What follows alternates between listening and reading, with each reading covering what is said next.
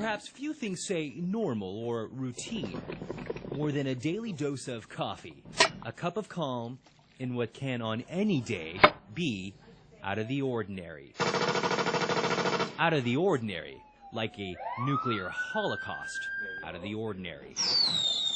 Let's say there's an attack from where, doesn't matter. It could be North Korea, Iran, Pakistan. If that were to happen, nuclear payback wouldn't happen.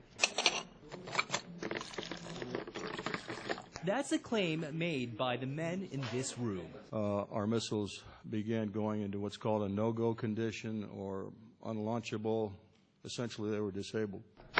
Detailed in this report, full of court-sanctioned sworn affidavits. The witnesses have described these craft as disc-shaped or cylindrical-shaped or spherical. If you think what's being said inside this building is completely ridiculous, you might want to consider something. My name's Robert Hastings. Thank you for coming.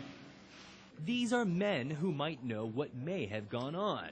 They're former Air Force missile launch officers, missile base officers, who say UFO spaceships, flying saucers, make nuclear weapon systems go haywire. In 1966, according to a launch officer, David Shore, his missiles were temporarily activated just as his security guard was reporting a bright object moving from missile to missile to missile. 10, 9, 8. And it's not just in the United States. Also, 4, 3, in Russia. 2, 1. Like a 1982 incident that happened in then Soviet Ukraine. Given the fact that these incidents have gone on over there, including one incident of their missiles being temporarily activated when a UFO was hovering above the missile base, identical to what occurred here, I think we can rule out that whoever are piloting these craft are either American or Russian. Maybe they're right. Maybe they're wrong. Maybe there's no way to ever know. But if they are right, and an out-of-the-ordinary day is about to unfold, remember the saucers. Cedric Moon, RT, Washington, D.C.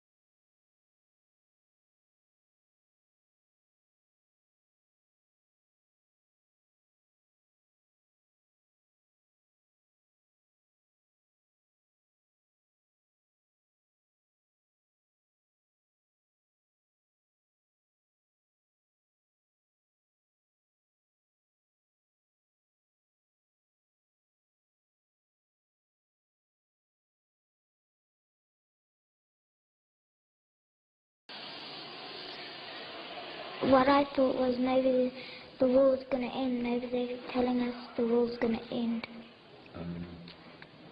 Why do you think they might want us to be scared? Because maybe because we don't look after the planet, the area properly. Mm-hmm. And Melanie, is this an idea that you have had before, that we don't look after the planet properly in the air, or did this idea come to you when you had this experience? When I had this experience. And how did that idea come to you from this experience? This is a little hard, but try to be with me here, okay? How did this idea come to you when you had this experience?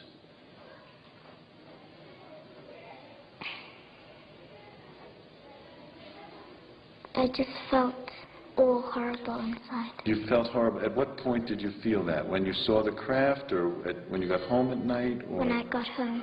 You had that horrible feeling when you got home? Yes. And say more about that horrible feeling, Lisa. What was it like? It was like in the world, all the trees would just go down and there would be no air and people would be dying. And those thoughts came to you, had you had those thoughts before this experience? No. No.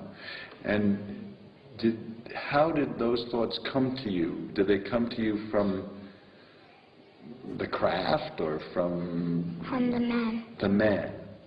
And the man, did the man say those things to you? How did he get that across to you? Well, he never said anything.